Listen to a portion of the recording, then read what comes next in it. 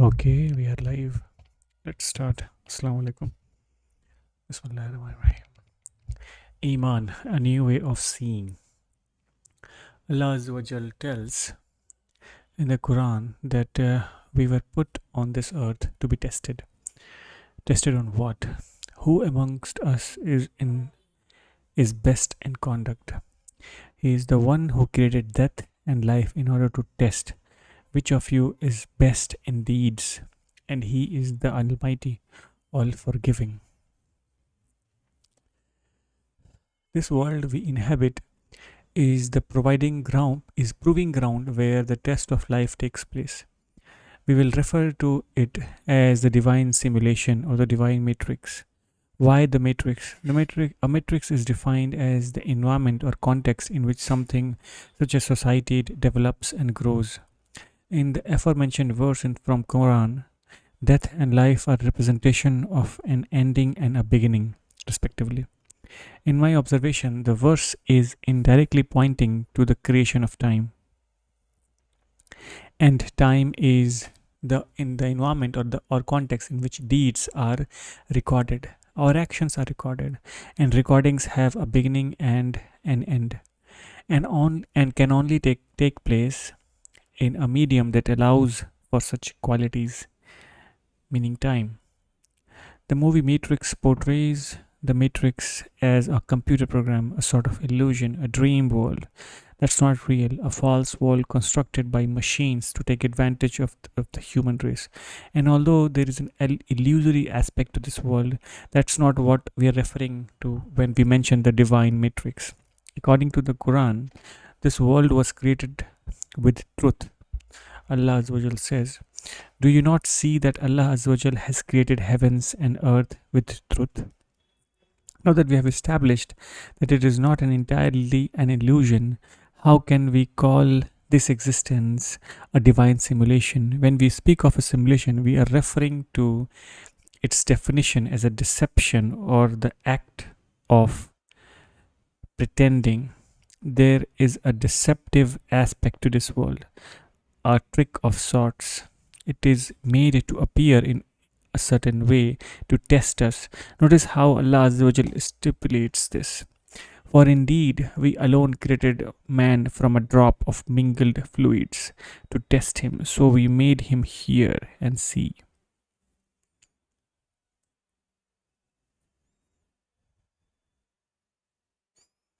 فَجَعَلْنَاهُ سَمِيعًا بَصِيرًا. Whatever we perceive in this world is a test. The reality of this world is not discovered through sight. The reality of this world is not discovered through sight, but rather through insight. This world is a cover for something else happening behind the scenes. This is what we are referring to when we call this world a divine simulation. In other words, this world or a simulation is encrypted. The key to this encryption is stored in the testimony of faith, the kalima. La ilaha illallah Muhammadur Rasulullah. There is no God but Allah Azza wa Jal, and Muhammad sallallahu alaihi wasallam is his messenger. The truth will set you free. This world is or divine simulation is covering up or masking the truth. Before diving into this truth, let's look at some verses from the Quran that addresses this cover up. Verily, you were totally heedless of this scene. Now we have removed from you your covering of neglect, and sharp is your sight this day.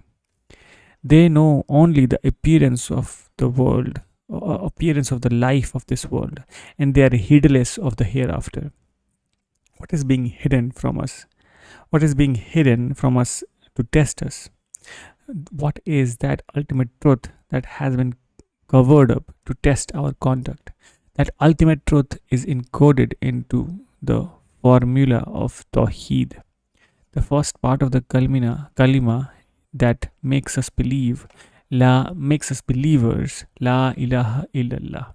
Now pay close attention because everything to come will be based on having a clear understanding of the secret behind this testimony of faith, how it relates to our test in this world and what Allah Azza wa Jal is covering up in order for this test to be effective. First, this kalima is called Shahada, which means to witness. That is why when we declare the Shahada, we begin by saying, I bear witness. This is the world of witnessing, also known as the world of mulk. And we witness through perception. Again, pay close attention. Notice how the first part of the Shahada, witnessing, begin with negation. Allah Azza wa Jal is saying that something about what you perceive is off. So negate what you perceive. This is supported by the first part of the Shahada, La ilaha. What are we negating though, and why? This world is the worlds of means. This world is the world of means. In Arabic, the dependent causes, their dependent effects are called asbab.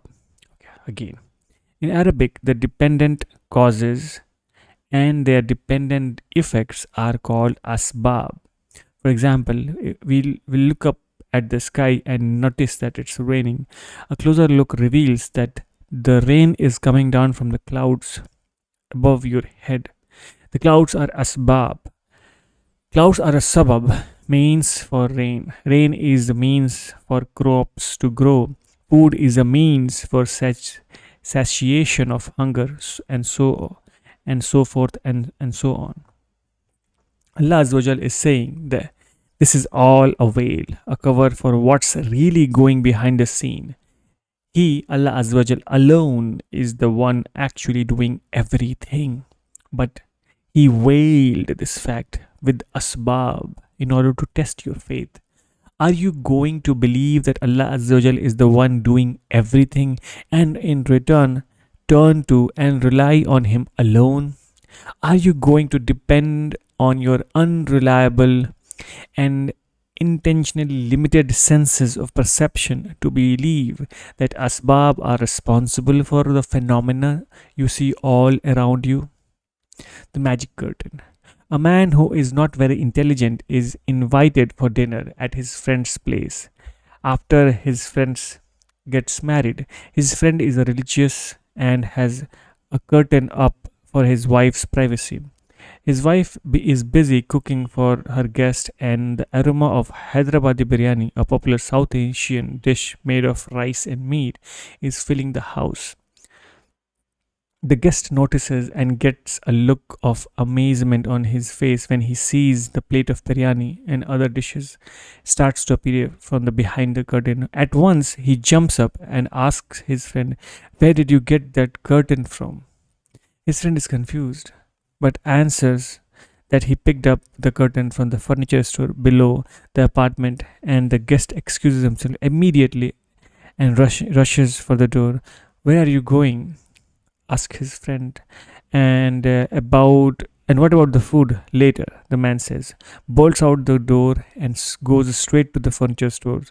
He finds the same curtain, purchases it, and goes home, and then calls his relative over to eat. He puts up the curtain and waits for his guest. When they arrive, they sit there waiting patiently for the meal. Nothing shows up.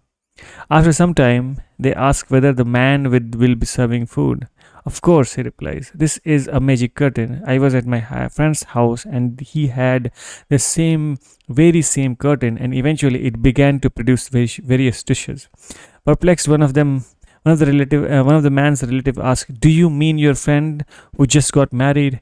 And the host confirms he is talking about the same friend. The relative give each other sad, knowing looks, and one finally explained, "It wasn't a magic curtain, brother. It was his wife behind the curtain making the dishes and pushing them through the opening. The curtain is just there to cover her." Everything in this world is a curtain or cover for the acts of kudra of Allah Azza wa Jal, meaning power of Allah. Behind all the means of this world is Allah Azza wa Jal, infinite power, doing everything. Cover of asbab is there to test you. What is the test? It is whether you will believe in what you see and perceive in what you were told by Allah Azza wa Jal Himself in the Quran. One of the best explanation I have heard for Iman or belief in Allah Azza wa Jal, Iman is to negate basar, sight, and to affirm khabar, what Allah Azza wa Jal inform us in the Quran. Take, for example, how we believe that the medicine cures. This is met with the verse in the Quran where Allah Azza wa Jalla informs us, and He alone heals me when I am sick. We believe that medicine cures us, but Allah Azza wa Jalla tells us that only He is the one who cures. So, which one is it? If Allah Azza wa Jalla cures, then what is the role of the sabab? What is the role of the medicine? Many Muslims have confused role. Many Muslims have confused the roles and the purpose for which Allah Azza wa Jal created asbab, means of this world. This confusion is due to what scientists call classical conditioning. Pavlov's dog.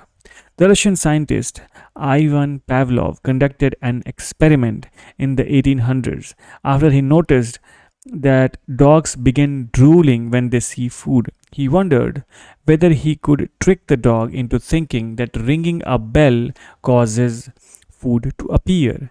He would present the dog with the food while simultaneously ringing a bell.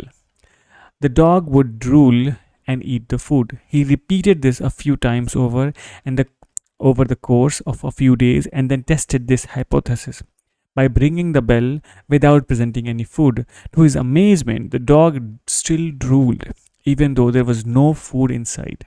Pavlov discovered what we now call classical conditioning. The dog was conditioned to associate the sound of the bell with food and respond to it in the same way as if it caused the food to appear.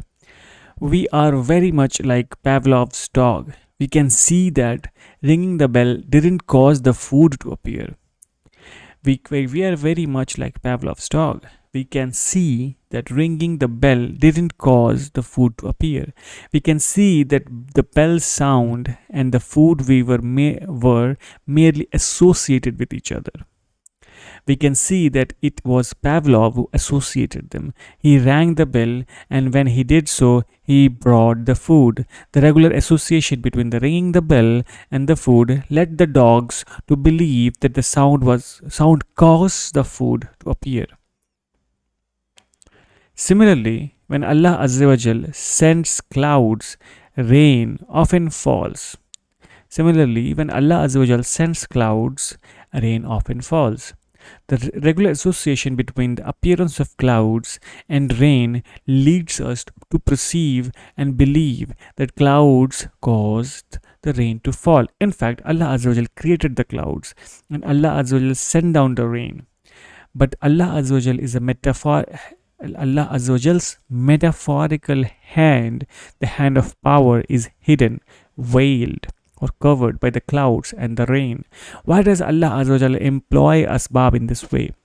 It stands to reason that if Allah Azza wa Jalla were to remove his cover and were to directly see that Allah Azza wa Jalla is responsible for everything, that would have a dramatic impact on the test of faith.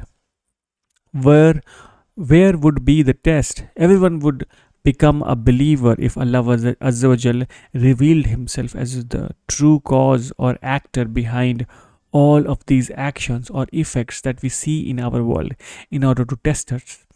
Allah Azza wa Jal covered up his acts with the curtains of means to reveal who amongst us will rely on the means, objects and people of this world, falling into subtle shirk or associating partners with Allah, and who will rely on Allah alone. Interesting. Believing that these apparent means or asbab are what causes other things to happen is akin to mushrikeen of Makkah believing that their statues cause things to happen. Their idol was just symbolic representation of various means in this world. They believed that these so-called gods made things happen. Today, we believe that money, technology, and status can make things happen. In reality, only Allah Azza wa Jal does. Allah Azza wa Jal created the asbab, the apparent dependent means, and their dependent effect on this world, and associated with them with each other for convenience, as a service to humanity, as a pointer to his existence, to test our iman, to fulfill Allah Azza wa Jal's command, that are intended, that are integrated into asbab. Imagine a world where we weren't sure if sitting on a chair would keep us from falling, or one in which if we were to jump we would fly at times, and at other we would fall back down. Gravity is not the true cause of keeping us from floating into space. Rather, Allah Azza wa Jal does that through an association between the mass of two objects and distance between them and the gravitational constant. Through the advent of science, we are not discovering the true causes of the effects on this universe. Rather, we are discovering regular associations between dependent causes in this universe and the dependent effects. That's what science is. It's the study of regular associations of Allah Azza wa Jal has placed in this universe. It helps us discover the regular associations between dependent causes and their dependent effects. The world will not be habitable if we didn't trust that it would function in a certain way. When talking about means of this world, Allah Azza wa Jal often uses the word Sahara, meaning subjugated. In Hadith, Allah Azza wa Jal tells us that this world was created for us, but that we were created for Him, and that we shouldn't let what was created for us distract us from whom we were created for. In another Hadith Qudsi, let's just do it again. When talking about the means of this world, Allah Azza wa Jal often uses the word Sahara, meaning subjugated. In Hadith, Allah Azza wa Jal tells us that this world was created for us. Alright? This world was created for us. But that we were created for Him. And we shouldn't let what was created for us distract us from whom we were created for. Subhanallah. In another Hadith Qudsi, Allah Azza wa Jal commands this world, whoever serves you, use him, and whoever serves you, use him, and whoever serves me, serve him. Okay, I didn't get that. In other words, Allah Azza wa Jal, out of His infinite generosity, subjugated the means and resources of this world for our service and convenience, and told us to worship Him in return. When we fail to do so, many of the subjugated things of this world turn on us. The earth was subjugated for us to walk upon. The same earth, if disobedience of Allah becomes widespread and common, will shake and devour this earth, devour this human being. We call this phenomenon earthquake. The seas, the oceans that are made for our ships to sail on, turn into tsunami to destroy thousands of homes and kill thousands of people. Right, I think I should start from this place next time. That's all. Thank you so much. Assalamu alaikum.